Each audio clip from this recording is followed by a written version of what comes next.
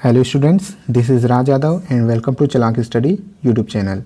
तो स्टूडेंट्स, आज के इस वीडियो में हम लोग एक बहुत ही इंपॉर्टेंट टॉपिक पर चर्चा करने वाले हैं, जो कि टॉपिक अभी का एक तरह से ज्वलंत मुद्दा बना हुआ है, ईएमआरएस से रिलेटेड। ठीक है, ईएमआरएस से रिलेटेड एक टॉपिक कि ईएमआरएस का जो पेपर है वो सरल आएगा या फिर कठिन आएगा। बहुत सारे लोगों का कहना है कि क्वेश्चन पेपर का लेवल उतना ज़्यादा हार्ड नहीं होगा, केवीएस और एनवीएस की तरह हार्ड उतना ज़्यादा नहीं होगा।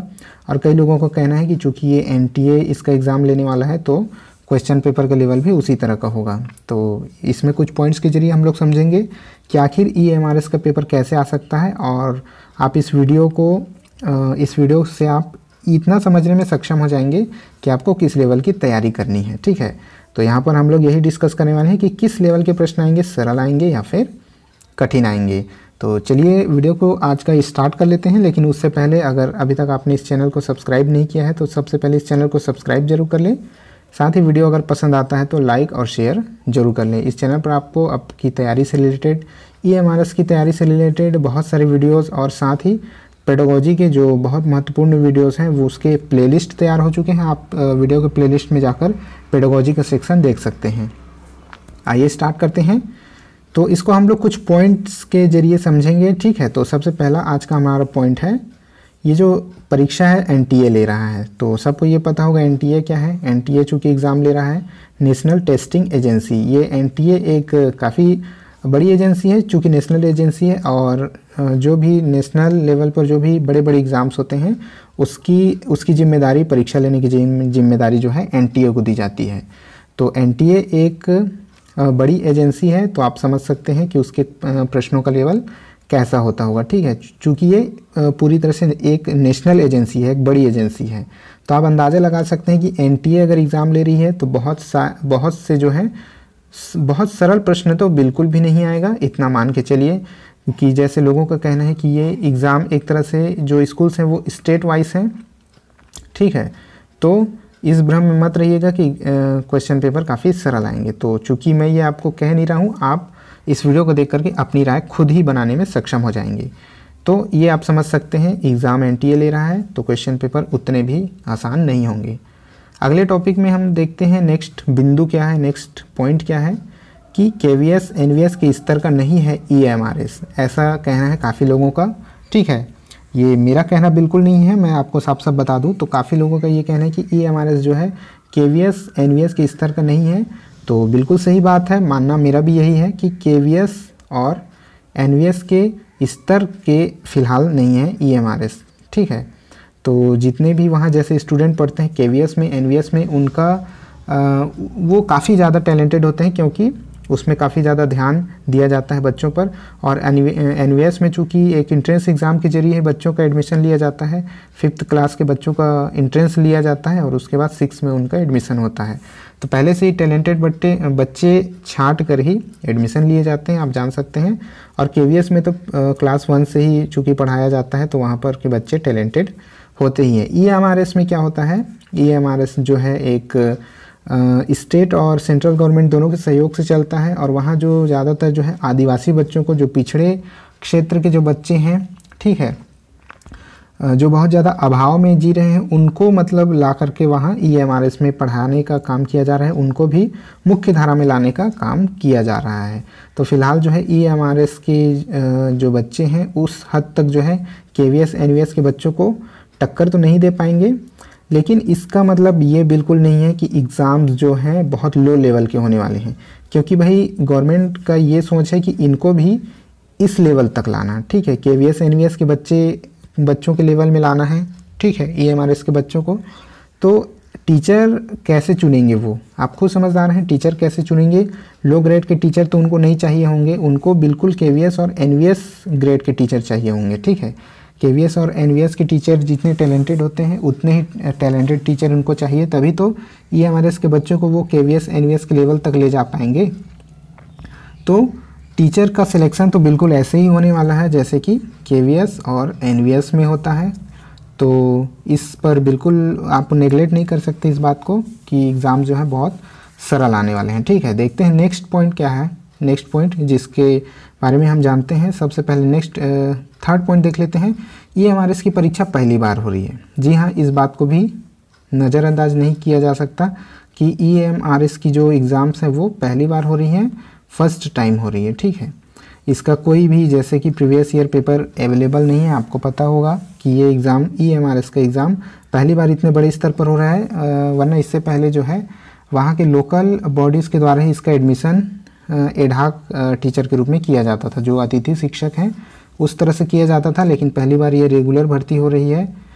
तो चूँकि पहली बार हो रही है तो ये समझ सकते हैं कि अभी इसके पेपर का लेवल जो है, पेपर का स्टैंडर्ड है वो सेट नहीं हुआ है। जैसे कि KVS का लेवल साल दर साल या फिर हर वैकेंसी के साथ उसका लेवल बढ़ते जा रहा है। परीक्षाएं पहले भी हो चुकी हैं, तो उसके प्रीवियस ईयर के क्वेश्चन पेपर मौजूद हैं, तो स्टूडेंट जो है उन्हीं को देख करके तैयारी करते हैं। इस वजह से पेपर हर बार जो है हर वैकेंसी के साथ पेपर का स्तर जो है काफ़ी कठिन होता जाता है। लेकिन EMRS का पेपर पहली बार हो रहा है, इसलिए इसका स्टैंडर्ड अभी फिक्स नहीं हो पाया है कि इसका स्टैंडर्ड किस तरह का है, और इसका स्टैंडर्ड अभी हार्ड नहीं हो पाया है।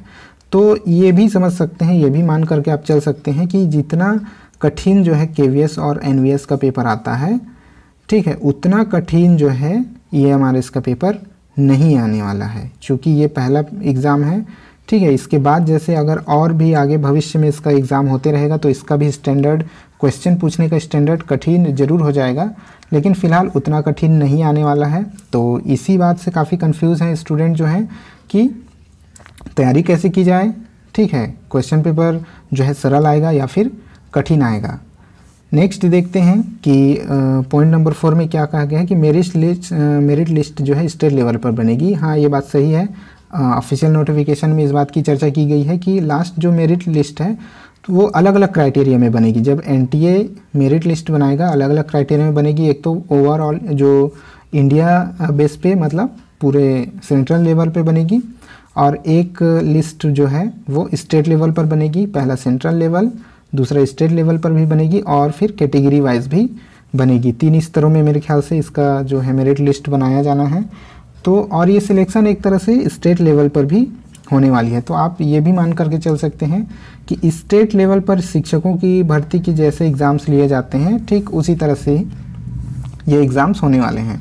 तो जैसे कि जो बड़े स्टेट हैं, ठीक है, बड़े स्टेट जैसे कि यूपी वगैरह हैं, तो यूपी में तो क्वेश्चन का स्टैंडर्ड काफ़ी बढ़ चुका है। ठीक है, कई बार वहाँ जो है शिक्षक भर्ती हो चुके हैं, लेकिन बहुत सारे स्टेट में अभी ज़्यादा शिक्षक भर्ती नहीं हुई, तो वहाँ का स्टैंडर्ड अभी थोड़ा सा लो है।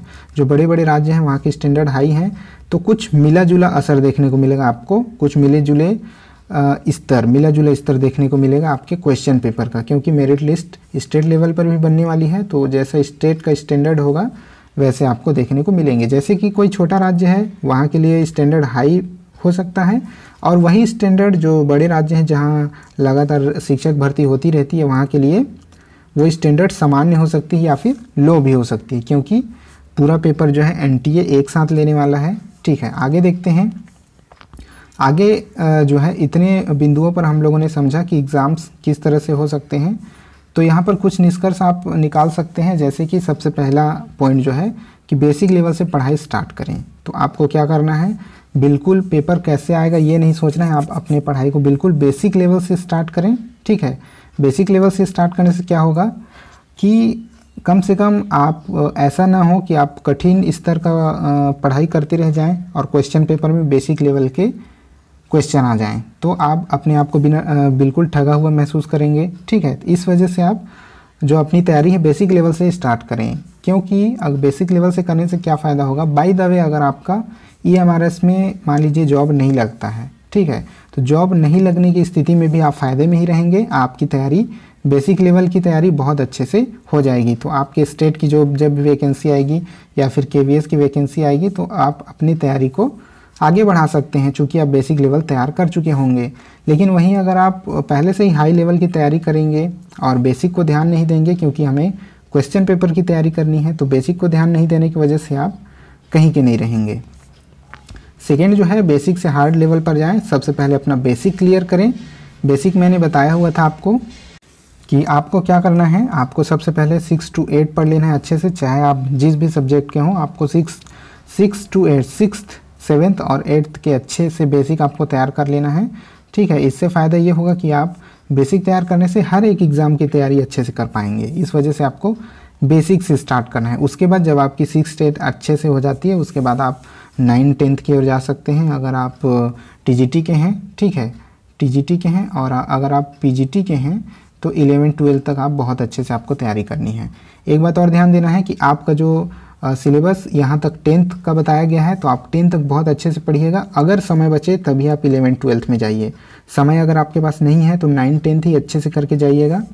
वैसे ही PGT वाले जो हैं 11 12 तक बहुत अच्छे से कीजिएगा। अगर समय बचे तभी आप ग्रेजुएशन लेवल पर जाइएगा, ठीक है, क्योंकि आपको सबसे पहले अपना बेसिक रेडी करना है और समय के हिसाब से अपनी तैयारी करना है। तो जैसे इस चैनल का मोटो है कि अब सिर्फ हार्ड वर्क से काम नहीं चलेगा, आपको स्मार्ट वर्क भी करना है। क्या पढ़ना है इससे ज़्यादा पता होना चाहिए कि क्या नहीं पढ़ना है, ठीक है। क्या नहीं पढ़ना है ये आपको ज़्यादा पता होना चाहिए। आप अपने सब्जेक्ट को मुझसे ज़्यादा बेहतर जानते हैं, आप अपने दिमाग को, आप अपने वातावरण को मेरे से ज़्यादा कहीं अच्छी तरह से जानते हैं। तो आपको ये पता होगा क्या नहीं पढ़ना है, ठीक है। सब्जेक्ट वाइज आप खुद समझदार होंगे। तो ठीक है, इस वीडियो में इतनी जानकारी आपको देनी थी। आप खुद समझदार हैं कि आपको कैसी पढ़ाई करना है। मेरा यही कहना है कि बेसिक से स्टार्ट करें, उसके बाद लेवल अपना हार्ड करें, ठीक है। इस वीडियो में इतना ही है। वीडियो पसंद आया होगा तो लाइक ज़रूर कर दीजिएगा। साथ ही तैयारी से रिलेटेड वीडियोस पाने के लिए इस चैनल को सब्सक्राइब जरूर कर लीजिएगा। साथ के साथ उसके सामने के जो बेल आइकन होता है उस पर प्रेस ज़रूर कर दीजिएगा, तभी आपको समय पर नोटिफिकेशन मिलते रहेंगे। इस वीडियो में इतना ही, मिलते हैं नेक्स्ट वीडियो में, तब तक के लिए जय हिंद।